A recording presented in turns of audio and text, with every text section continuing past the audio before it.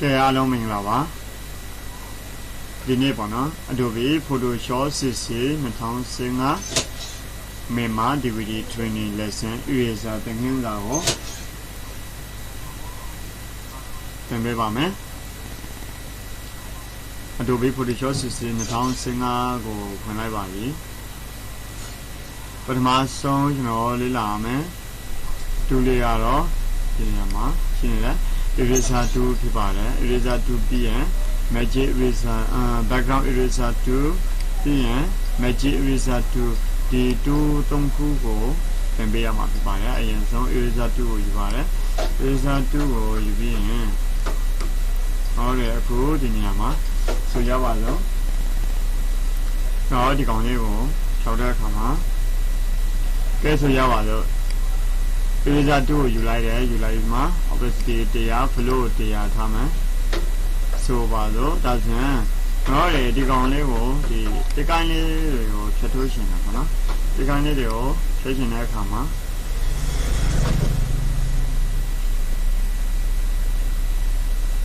ဆက်လိုက်တဲ့အခါမှာကြတော့သူကနောက်ခံအဖြူရောင်ယူထားတာဖြစ်တဲ့အတွက်အဖြူရောင်လေးလိုက်ပေါ်တယ်ဒါပေမဲ့ဒီကိုင်းကတော့ပျောက်သွားတာပေါ့နော်ဒီကလေးဒီနေရာမှာအနေရောင်လေးရွေးထားပေးမယ်ဆိုရင်ဟုတ်ကိုဖြတ်လိုက်တဲ့နေရာမှာအနေရောင်လေးပေါ်နေမှာဖြစ်ပါတယ်ဒါ background color ကိုအနေရောင်ယူထားတယ်ကဲဒါလေးဒီလိုပါပဲကဲဒါဆိုရင်တော့လေသူ့ကိုပြင်ဖြည့်ရှင်နေဆိုရင်တော့ဒီတိုင်းပဲပြင်ဖြတ်လို့ရပါတယ်ဥမာအဖြူရောင်ထားပြီးတော့ဒီအနေရောင်ကိုပြင်ဖြတ်မယ်ဆိုရင်အောက်မှာအဖြူရောင်ပေါ်နေမှာဖြစ်ပါတယ် background ရွေးထားတဲ့ color ကနေပြီးတော့ဒီနေရာမှာကိုဖြတ်လိုက်တဲ့နေရာမှာ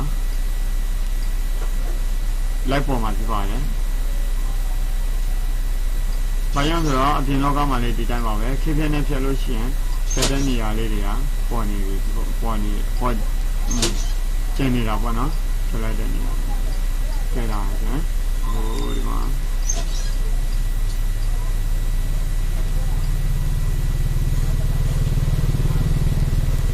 ဒီတိုင်းပေါ့နော်ကိုထားတဲ့အရာကလိုက်ပေါ်မှာဖြစ်ပါတယ် background မှာထားလိုက်တဲ့အရာကဲဒါဆိုရင်အခု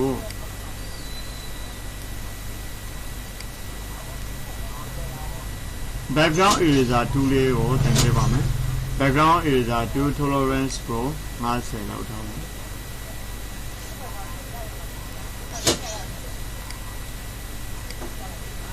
ကဲဒါတော့ background လေးတွေကိုကျွန်တော်တို့ဖြတ်လိုက်ရပါတော့ background လေးတွေကိုဖြတ်တဲ့အခါမှာ brush အကြီးလေးကိုတော့ right click ထားပြီးတော့အကြီးယူလို့ရတယ်လိုချင်တဲ့လောက်ကိုဒီမှာအသေးယူရင်လည်းရပါတယ် keyboard ပေါ်ဆိုတော့၄000ခွင်းစား၄000ခွင်းပဲလေးနဲ့အကြီးသေးတွေ့ပြီးလို့ရပါတယ်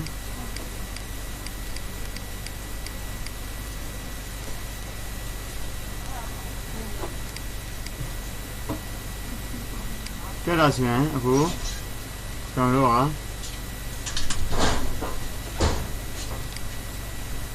ဒါအကုန်လုံးကိုဖြည့်ချင်နေဆိုရင်ဒီမှာကလေးတစ်ချက်ချမယ်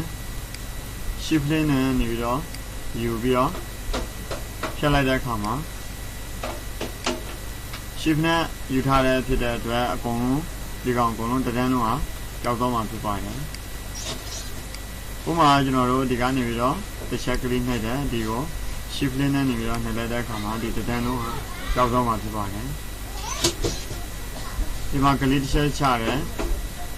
ဒီကြီးကိုကလေးတစ်ချက်ယူလိုက်တဲ့ဒါဆိုအကုန်လုံးပြတ်တော့ဘောနော်ဒီမှာကလေးတစ်ချက်ရှာမယ်ပြီးတော့ဒီမှာကလေးတစ်ချက်ချတယ်ဒီက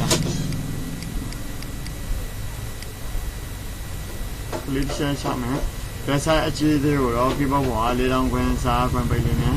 ယူပေးလို့ရပါတယ်ဒီလိုတည်င်းလေးကိုဖြည့်ချင်တဲ့အခါမှာကြတော့ဒီတိုင်းကိုဖြတ်ပေးလို့ရတာပေါ့နော် ကဲဒါဆိုရင်အခုကျွန်တော်တို့က background လေးတွေကိုဖြည့်ချင်နေဆိုရင်ဒီမှာ keyboard ပေါ်က4000ခွင်းစားခွင်းပိတ်လေးနဲ့ယူပေးလို့ရပါတယ်ဒီလို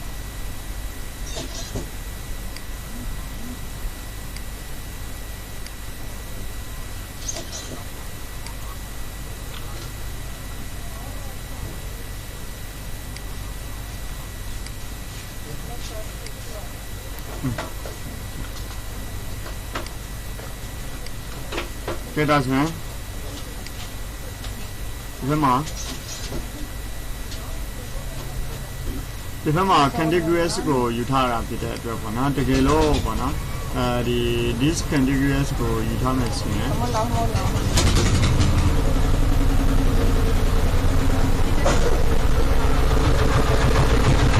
ီကနေပြီးတော့ဒီပြီးတော့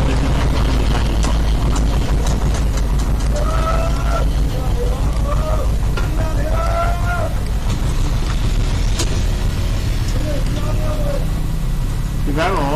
ဖြည့်ချင်တဲ့အခါမှာ shift လေးနဲ့ဖြည့်ပြီးတော့ဖြတ်လိုက်ပါတယ်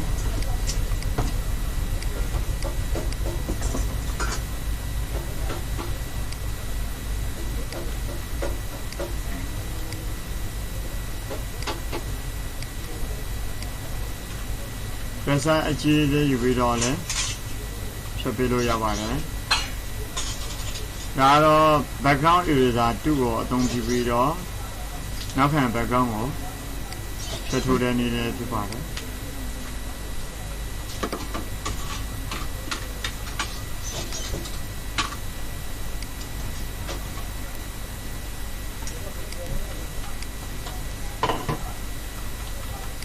keyboard ပေါ်က pressure အကြီးလေးကိုတော့ဒီ pressure အကြီးလေးကိုတော့ keyboard ပေါ်ကလေတောင်ကွန်စာဝင်ပိုက်လေးနဲ့ဖြတ်ပေးလို့ရပါတယ်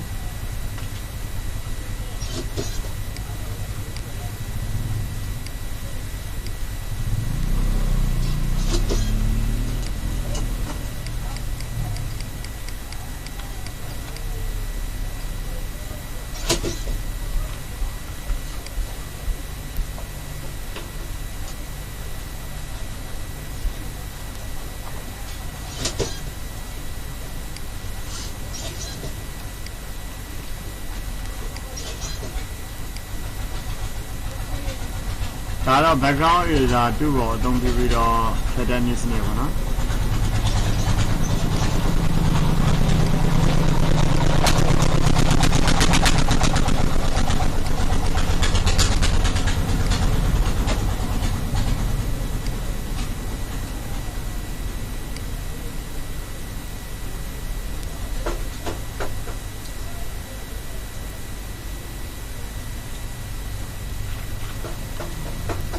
ဒီဘက်မှာကလေးချက်ချမယ်ဒီဘက်ကို shift လေးနဲ့နေပြီးတော့ယူလိုက်တယ်ဒီဘက်မှာကလေးချက်ချမယ် shift လေးနဲ့ပြီးပြီးတော့ယူလိုက်တယ်ဒါဆိုရင်အကုန်လုံးပြတ်တော့တာပေါ့နော်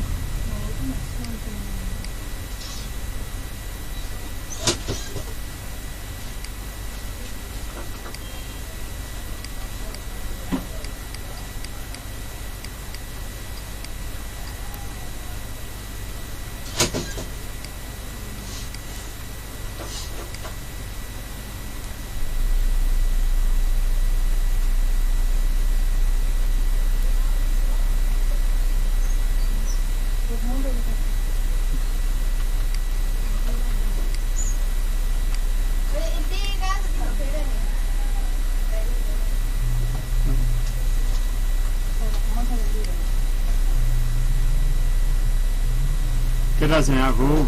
တော့ရယ်background လေးကို background eraser 2လေးနဲ့ဖြတ်ထုတ်လိုက်ပြီဖြစ်ပါတယ်နောက်တစ်ခု set တင်ရမယ့်2လေးက magic eraser 2ဖြစ်ပါတယ် magic eraser 2လေးကဒီ background 2တဲ့နေရာတွေကိုကျွန်တော်တို့ click တစ်ချက်နှိပ်ရုံပြန်ဒီလိုမျိုး click တစ်ချက်နှိပ်ရုံနဲ့သူကပြတ်တော့မှာဖြစ်ပါတယ်ဒါက magic eraser 2ပေါ့နော်ဒါပေမဲ့ magic eraser 2ကိုသုံးဖို့အတွက်သူကလေယာအောက်ခံလေယာတူနေရမှာဖြစ်ပါတယ်ဒီမျိုးအတက်နိုင်ဆုံးပေါ့နော်အဖြူစံနဲ့အဖြူဖြစ်နေရမှာဖြစ်ပါတယ်ဒါဆိုရင်အကုန်လုံးပြတ်တော့တာပေါ့နော်ဒီမှာလေးဒီလိုပါပဲဒါကတော့ကာလာမတူတော့ဘူးဆိုတဲ့အခါကျတော့ဖြတ်လို့မရဘူးပေါ့နော်ဒါအခုနကကျွန်တော်တို့ဒီငှက်ကလေးကိုလည်း magic eraser 2ကိုအသုံးပြုပြီး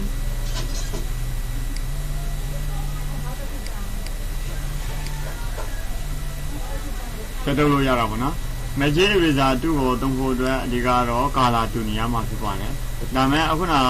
ကျွန်တော်တို့ background eraser 2နဲ့လိုက်ဖြတ်တဲ့အခါမှာတော့ကြာတာပေါ့နော်ဒါမဲ့ background eraser 2ကများသောအားဖြင့်ဒီမျိုးနောက်ခံမတူညီတဲ့နေရာတွေမှာ ဒီ background eraser 2ကိုအသုံးပြုပေးရမှာဖြစ်ပါတယ်ဒီလိုမျိုးပေါ့နော်အမှန်ဒီလိုမျိုးနောက်ခံတူတဲ့နေရာတွေမှာဆိုရင်နောက်ခံတူညီတဲ့နေရာလေးတွေမှာဆိုရင်တော့ magic eraser 2ကိုအသုံးပြုပြီးတော့ကလေးတစ်ချက်နဲ့ပြီးတော့ဖြတ်လိုက်လို့ရပါတယ်ဒီမှာလေးဒီတိုင်းပေါ့နော်ကလေးတစ်ချက်နဲ့ပဲဒါဆိုရင်အကုန်လုံးသူနဲ့တူတဲ့ background လေးတွေအကုန်လုံးပြတ်တော့မှာဖြစ်ပါတယ်ဒီကမှလေးဒီတိုင်းပေါ့နော်ဒါကတော့ magic eraser 2ကိုအသုံးပြုပြီးတော့ဖြတ်ထုတ်လို့ရှိရင်အဆင်မပြေဘူးသူကကြံနေတယ်နော်အဲကြောင့်မို့ဒီနေရာတွေမှာဒီလိုမျိုးနောက်ခံ background လေးတွေမတူညီတဲ့ color တွေရှိနေလို့ရှိရင်တော့ background eraser 2ကိုသုံးပြီးတော့အချိန်ပေးပြီးတော့လိုက်ဖြတ်ရမှာဖြစ်ပါတယ်